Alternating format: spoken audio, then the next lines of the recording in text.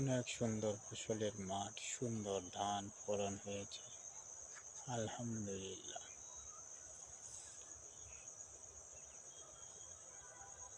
শ্রমজীবী কৃষক শ্রেণী মানুষের মন আলহামদুলিল্লাহ আনন্দিত। সুন্দর ফলন পেয়েছে, আল্লাহ রহমত।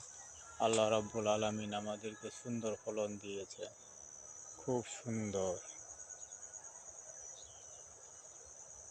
মাঠ ভরা ধান,